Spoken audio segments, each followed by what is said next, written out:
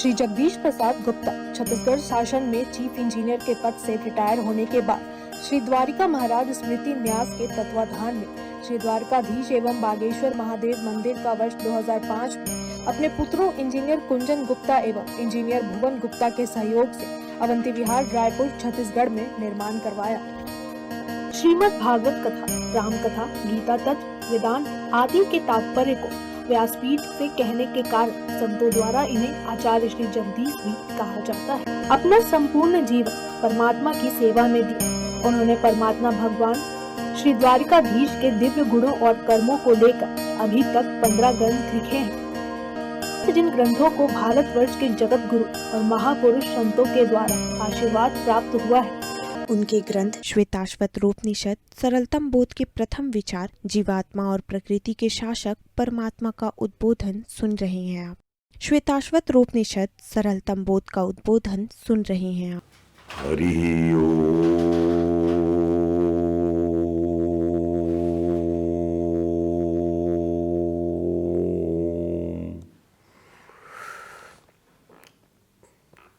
कृष्ण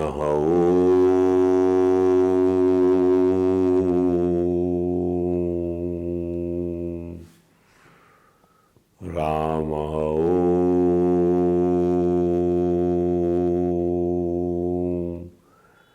शिव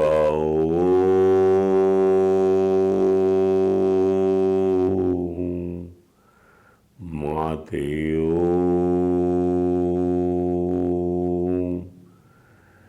पितृ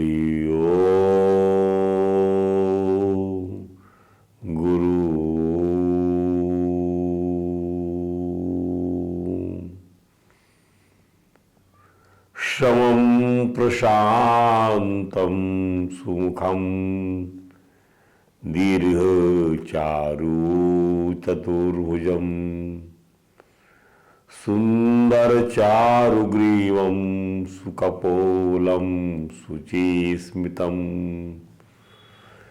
समानकर्णविन्यस्तस्फुरन्मकराकृतकुण्डलम् हेमाम्बरं घनश्यामं श्रीवत्साङ्कु श्रीनिकेतनं शङ्ख चक्र गदा पद्म वनमाला विभूषितं नूपुरै विलसित पादम कौस्तुभो प्रभयायुतम द्युमतो किरीटो कटको कटिसूत्रांगद्विवम् सर्वांग मनोहरं हृदं कृपा प्रसादेशनम् सुकुमारम् अभिध्यायेत सर्वांगेषु मनो दधतु वंशी विभूषित करान् नवनीरदाभात् पीताम्बरात् तरुणबिम्ब फलाधरोष्टात् पूर्णेन्दु सुंदर मुखात् अरविंद नेत्रात् कृष्णात् परं किमपि तत्त्वमहं न जाने तप्त कांचन गौरांगी राधे वृंदावनेश्वरी वृषभानुसुते देवी प्रणमामि हरिप्रिये। गुरुर्ब्रह्मा गुरुर्विष्णु गुरुदेवो महेश्वरः गुरुर्साक्षात् परं ब्रह्म तस्मै श्री गुरुवे नमः। हरे राम राम राम हरे हरे, हरे कृष्ण कृष्ण कृष्ण हरे हरे। बोलिए परात परवर्ती लोकी नाथ, भक्त वांछा कल्पतरु, भक्त वत्सल कृपण वत्सल शरणागत वत्सल, भगवान श्री द्वारकाधीश महाराज की जय। भगवान श्री बांके बिहारी लाल की जय। भगवान श्री रास बिहारी लाल की जय। भगवान श्री राधा दामोदर नाथ की जय। भगवान श्री राधा कृष्ण सरकार की जय। श्री सद्गुरु भगवान की जय। समस्त गुरु भगवान की जय। श्री चैतन्य महाप्रभु जी महाराज की जय। देवर्षि नारद जी महाराज की जय। भगवान श्री व्यास जी महाराज की जय। परम भागवत भगवान श्री सुखदेव जी महाराज की जय। जय श्री राधे, जय जय श्री श्याम। आइए श्वेता शतरूपनिषद सरलतम बोध के द्वितीय विचार में कि ध्यान योग परमात्मा की प्राप्ति का एक स्वतंत्र साधन है, उस पर हम अपनी बात कह रहे हैं। ये बात तो हमने स्पष्ट किया ही था कि जैसे ब्रह्मा सृष्टि बनाते हुए भी सनकादि बालकों के समान खेलते हुए भी ब्रह्मा सृष्टि बना रहे हैं, सनकादि बालकों के समान खेल रहे हैं, सुखादि समाधि में रहते हुए भी क्षण भर के लिए भी ब्रह्ममय वृत्ति का परित्याग नहीं करते। इसका अर्थ क्या है? इसका अर्थ ये है कि कर्तापन में कर्तापन का भाव नहीं है। अहंकृत अहंकार जन वृत्तियां का वहां टोटल अभाव है। जो क्रिया संपन्न हो रही है सो हो रही है, उसमें कर्तापन का कोई भाव नहीं है, भोक्तापन का कोई भाव नहीं। यही ब्रह्म वृत्ति है। इसी बात को वेदांत समझाता है। मनुष्य को ब्रह्मनिष्ठा में स्थित रहना चाहिए और एक क्षण के लिए भी प्रमाद को अवसर नहीं देना चाहिए, ये भी समझाता है। निवेश अर्धम न तिष्ठन्ति वृत्ति ब्रह्ममयी बिना। ब्रह्ममयी वृत्ति के बिना एक निमिष अर्ध निमिष भी आप स्थित ना रहिए ब्रह्ममयी वृत्ति के बिना। ध्यान दीजिए, अर्थात अहंकार को ना आने दीजिए, भोक्तापनी को मत आने दीजिए, कर्तापनी को मत आने दीजिए। सब कुछ परमात्मा का समझ कर ही रमण करिए। यदा तिष्ठन्ति ब्रह्माद्याः सनकादयाः शुभादयाः। जब आप जो है ब्रह्म आदि सनकादि लोग जब ये ब्रह्म इसमें स्थित हो जाते हैं तो शुभ ही शुभ होता है। आवरण और विक्षेप ये क्या है? ये माया की दो क्रम की शक्तियां हैं, असत आवरण और विक्षेप। असत माया की शक्तियां हैं। माया के सत माया और असत माया, अर्थात अविद्या माया की दो शक्तियां हैं, आवरण विक्षेप, जो आपकी ब्रह्म वृत्ति को ढकने का प्रयास करती हैं। ध्यान दीजिए,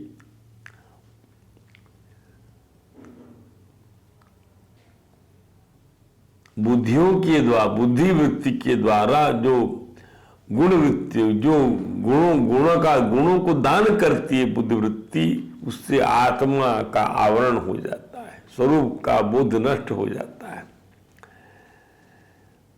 जी। अब आवरण को अब ज्ञान से नष्ट होता है। आवरण को नष्ट करना तो ज्ञान की आवश्यकता है। काहे का आवरण? काहे का आवरण? कहीं कोई आवरण नहीं है, ऐसा ज्ञान होना चाहिए। और वही विक्षेप को ध्यान योग नष्ट कर देता है। विक्षेप एकाग्रता चाहिए, चित्त का एकाग्र होना चाहिए। तो स्वरूप ज्ञान से आवरण तो स्वतः निवृत्त हो जाता है। दो चीजें हैं, परंतु विक्षेप केवल बाधित होता है, नष्ट नहीं होता। जब तक शरीर रहेगा तब तक विक्षेप रहेगा। रोज नाना प्रकार की तरंगे उठती रहेंगी। क्यों? कि चित्त और गुणों का संबंध ही इस प्रकार से बनाया हुआ। ये बहुत बड़ा प्रश्न है, बहुत बड़ा प्रश्न है। इसको आप समझ लीजिए अच्छे से। यही इसी को लेकर ही प्रश्न खड़े किए गए, बहुत सारे। इस प्रश्न को खड़ा किया गया है पहला प्रश्न तो खड़ा किया है भगवान कपिल की माता जी देवहूति ने खड़ा कर दिया भगवान कपिल से कि हे ब्राह्मण,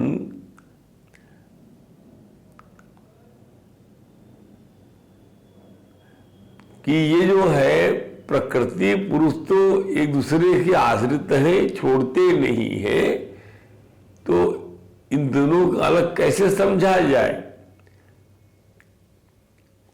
बहुत संक्षिप्त में बताएंगे आपको कि पुरुषम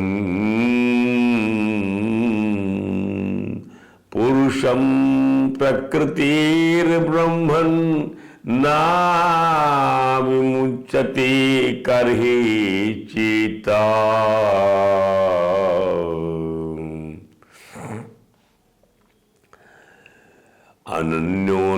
अनन्योन्याश्रयत्यात नित्यातनय प्रभु। नित्य सा ये दोनों ही ब्रह्म वृत्तियां हैं, ध्यान दीजिए, ये ब्रह्म की ही शक्तियां हैं। अब ब्रह्म को ढकना चाहती हैं, ब्रह्म की शक्ति ब्रह्म को ढकना चाहती है। जल से पोषित होती हुई काई ही जल को ढक लेना चाहती, ढक ही लेती है। आत्मा से पोषित हुआ अहंकार आत्मा को ढक लेता है।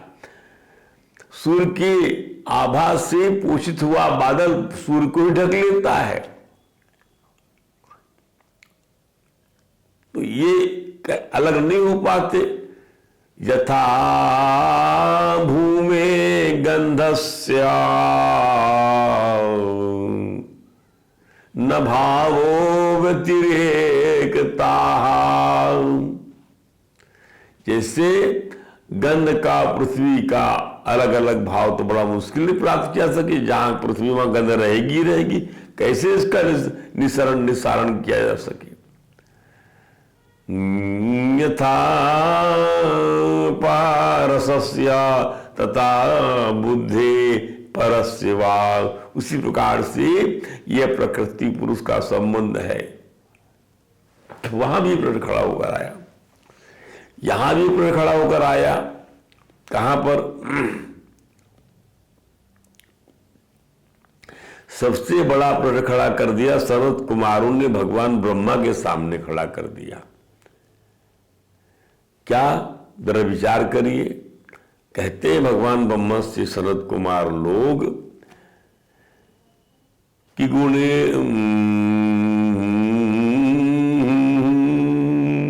गुणेषु आविशते चित्तम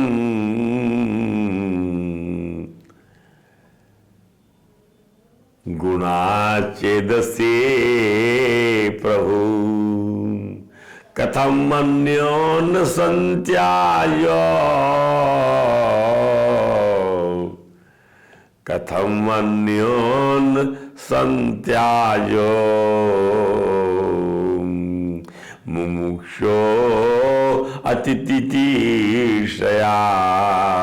जो संसार सागर से पार जाने वाला मुमुक्षु है वो तो मुमुक्षु बन ही नहीं सकेगा, वो मुक्त ही नहीं हो सकेगा, क्योंकि चित्त में गुण घुसे हुए हैं या गुणों में चित्त घुसा हुआ है।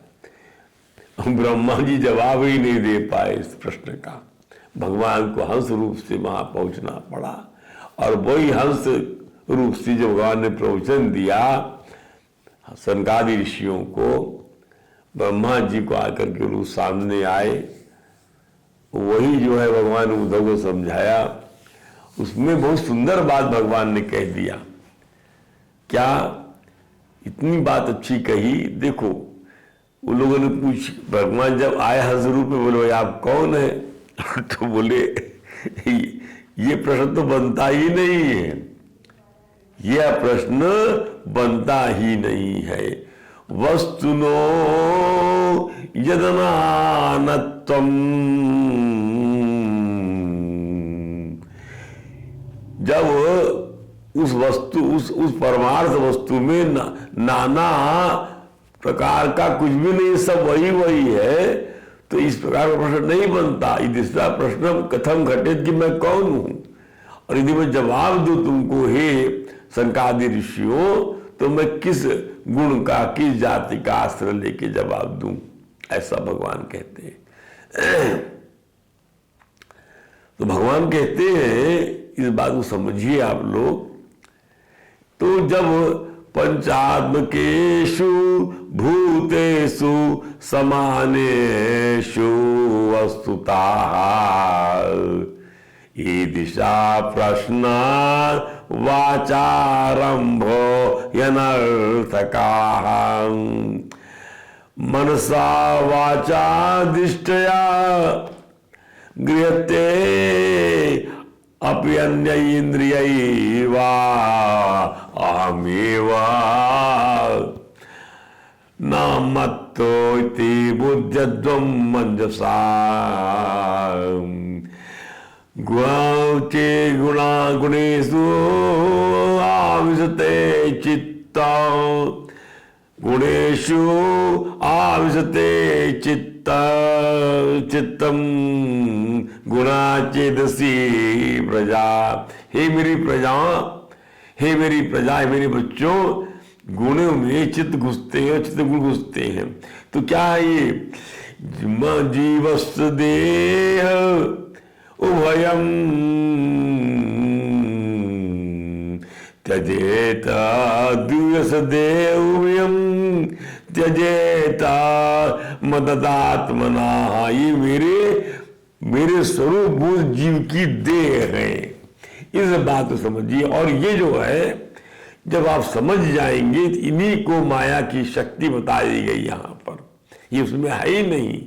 जब मेरा स्वरूप भूत हो जाएगा तो ये कहाँ की माया, कहाँ का क्या, वो साधन करते चले जाएंगे। अब जब साधन, ध्यान, योग, वैराग का आश्रय, भजन, पूजन आदि आदि, वही बात यहाँ कही जा रही है। तो विक्षेप बाधित कैसे होगा? जब तक शरीर रहेगा तब तक, जब तक चित्त रहेगा, तो मैटर एंड माइंड ये दोनों रहेंगे। लेकिन हमारे स्वरूप में दोनों जो है, उसके टाइटल है, हमारा स्वरूप नहीं है ये। लेकिन ध्यान किया जाए जो शरीर रहते हुए भी विक्षेप की निवृत्ति की जा सकती है। ध्यान करते हुए, शरीर में रहते हुए भी विक्षेप निवृत्त हो जाएगा। मन को एकाग्र करना हम सीख जाएंगे। ये विधि बताई गई है, भगवान ने उद्धव को बताया भागवत के अंदर में, गीता में अर्जुन को बताया उन्होंने। इन सब युद्ध के मैदान में, ब्रह्म ज्ञान में इसको बताया ही जाता है। आप यदि ध्यान नहीं करेंगे, ठाकुर जी को अपने हृदय में नहीं आसन देंगे और हृदयाकाश से आप समष्टि आकाश में नहीं आएंगे, तो आप कैसे ब्रह्ममयी वृत्ति में चल पाएंगे। अब आइए अगली श्रुति का अगला जो मंत्र लेते हैं, ध्यान योग कैसे करना चाहिए। इस जिज्ञासा पर श्रुति का जो कहना है वह इस प्रकार है। क्या?